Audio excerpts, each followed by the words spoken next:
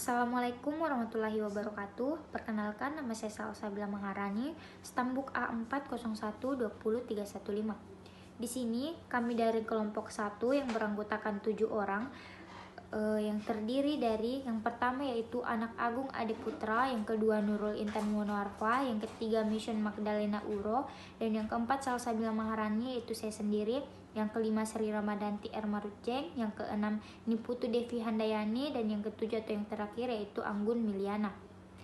Nah, di sini kami akan mempresentasikan hasil dari materi diskusi kami, yaitu integrasi nasional sebagai parameter persatuan dan kesatuan bangsa.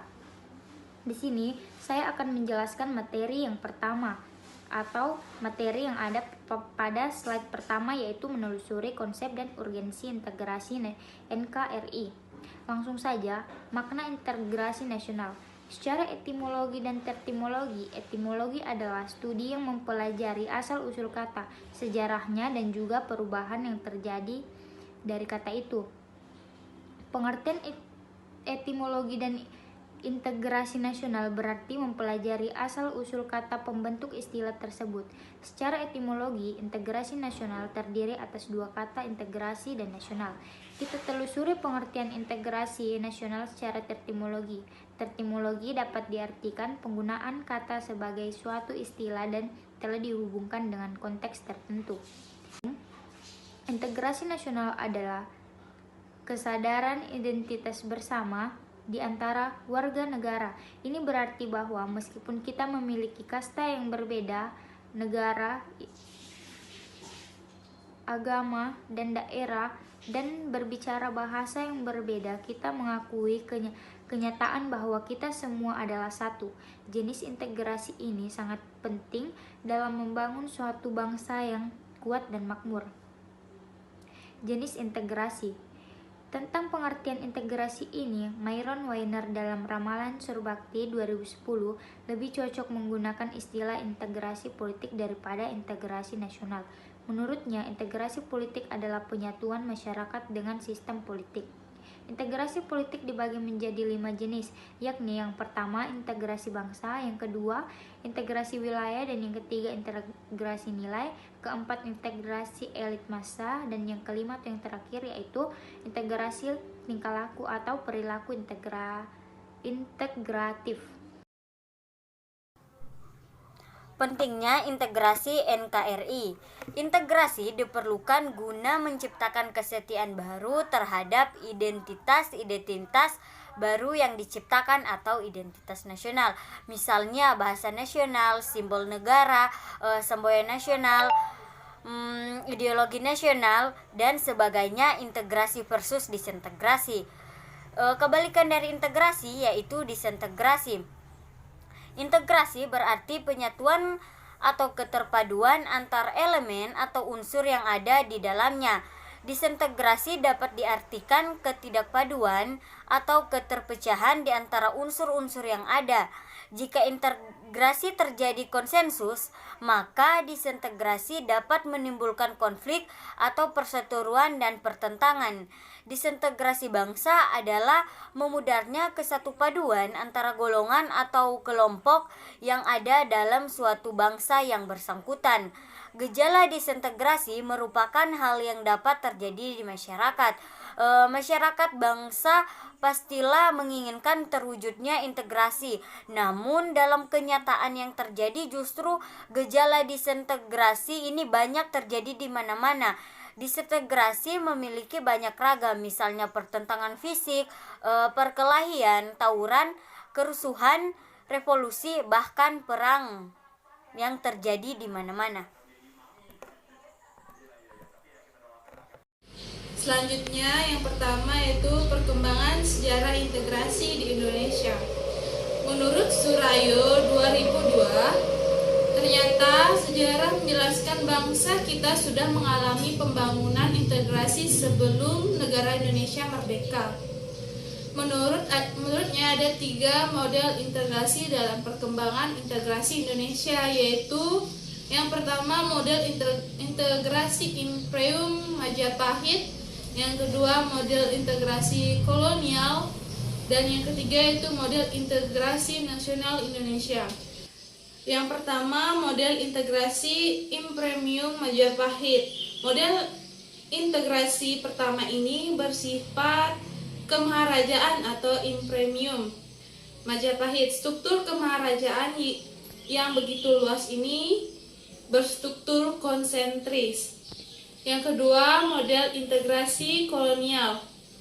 Model integrasi kedua atau lebih tepat disebut dengan integrasi atas wilayah Hindia Belanda baru dicapai pada awal abad 20 dengan wilayah yang terentang dari Sabang sampai Merauke.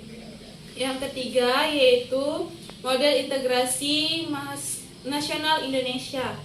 Model integrasi ketiga ini merupakan proses berintegrasinya bangsa Indonesia sejak bernegara merdeka tahun 1945. Meskipun sebelumnya ada integrasi kolonial, namun integrasi model ketiga ini berbeda dengan model keduanya. Kemudian tantangan dalam membangun integrasi. Dalam upaya mewujudkan integrasi nasional Indonesia, tantangan yang dihadapi datang dari dimensi horizontal dan vertikal.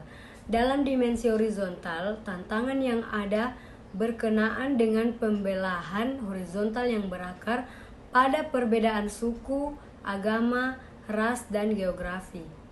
Sedangkan dalam dimensi vertikal, tantangan yang ada adalah berupa celah perbedaan antara elit dan massa, di mana latar belakang pendidikan kekotaan menyebabkan kaum elit berada dari massa yang cenderung berpandang tradisional.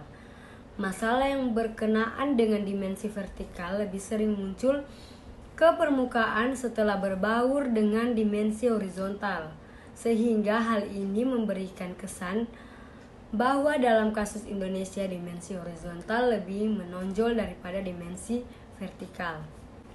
Terkait dengan dimensi horizontal ini, salah satu persoalan yang dialami oleh negara-negara berkembang, termasuk Indonesia, dalam mewujudkan integrasi nasional adalah masalah primordialisme yang masih kuat.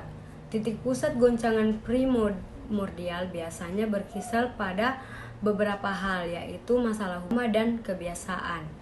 Tantangan dari dimensi vertikal dan horizontal dalam integrasi nasional Indonesia tersebut semakin tampak setelah memasuki era reformasi 1998. Konflik horizontal maupun vertikal sering terjadi bersamaan dengan melemahnya otoritas pemerintahan di pusat.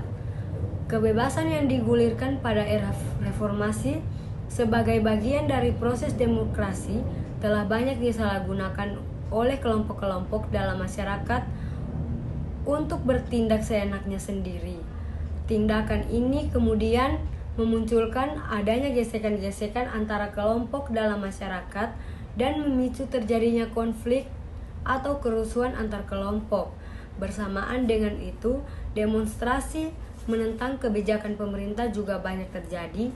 Bahkan seringkali demonstrasi itu diikuti oleh tindakan-tindakan anarkis.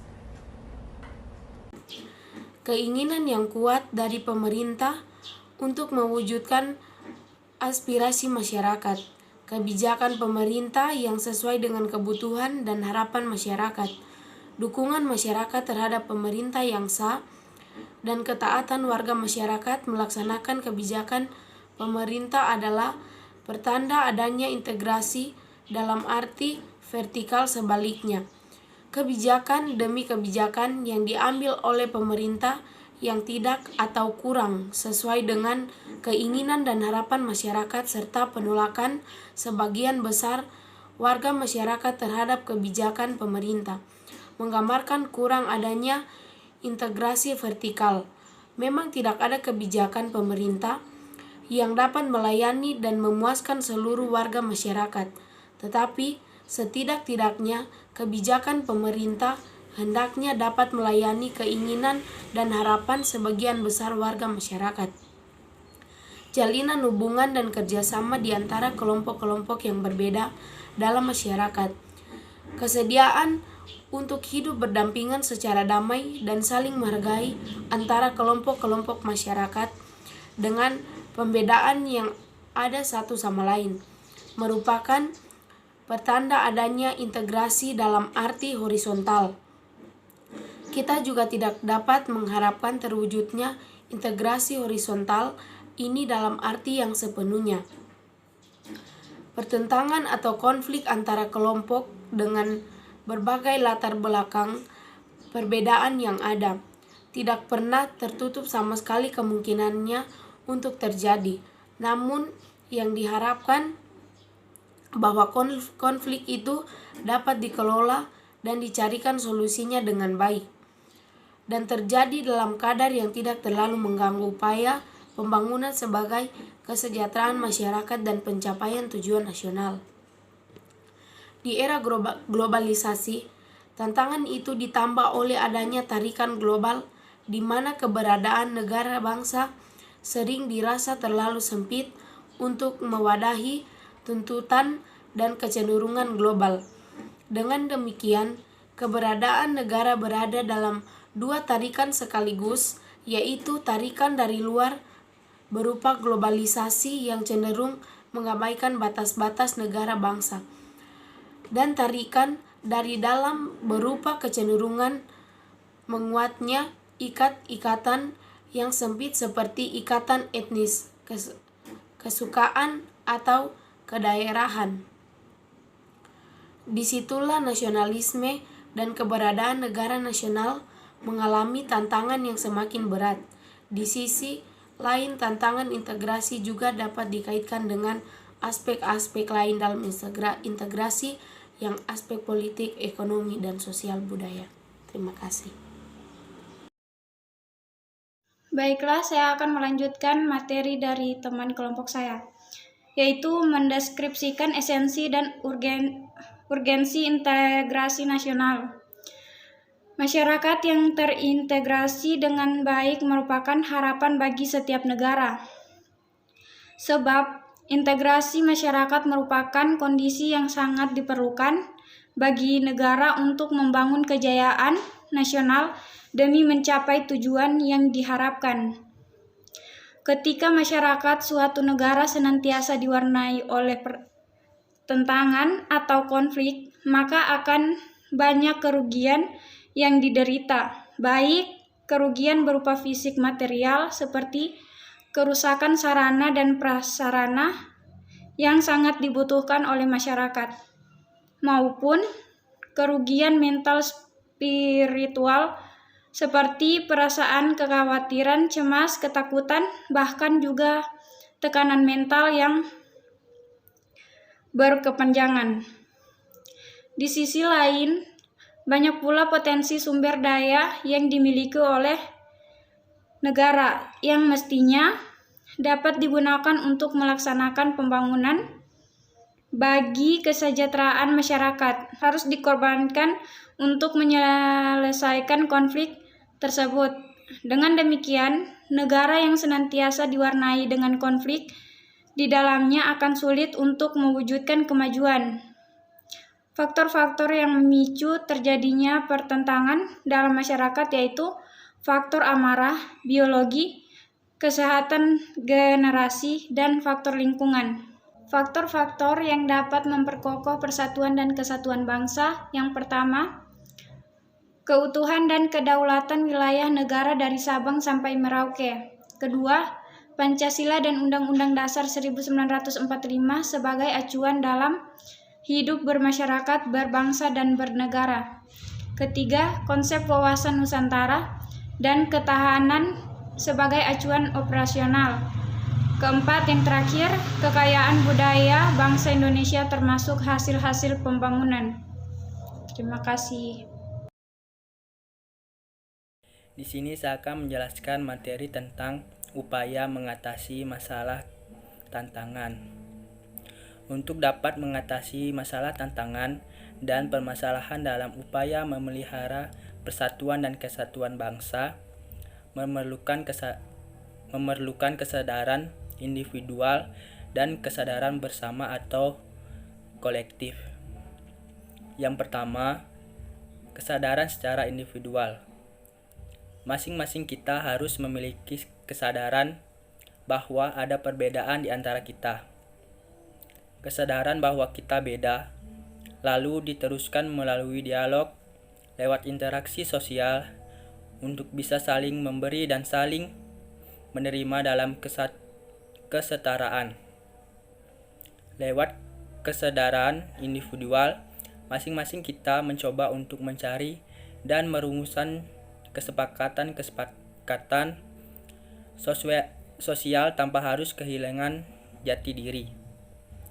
Karakteristik masing-masing, ego dan superego untuk selalu berkuasa dan ingin tampil baik akan terakomodasi melalui kesepakatan sosial yang terbangun. Pencerahan individuali ini dapat dilakukan melalui penyingkiran sumber derita dari keterasingan, adanya keinginan dan berlebihan, tahta, nafsu atau dorongan. Yang kedua, kesadaran secara bersama atau kolektif. Konflik sosial yang terjadi merupakan sebuah dari disparitas sosial, ekonomi dan politik yang berdampak pada adanya pengibaran terhadap hak-hak sekelompok orang oleh kelompok orang yang lainnya. Hal ini biasanya diawali dengan adanya pengingkaran atas komitmen atau kontrak sosial yang telah dibangun, adanya ketidakadilan, ketidaksetaraan, dan sikap eksklusivitas antara kelompok satu dengan kelompok yang lainnya. Sekian pemaparan materi dari kelompok 1. Saya mewakili kelompok 1 mengucapkan banyak terima kasih.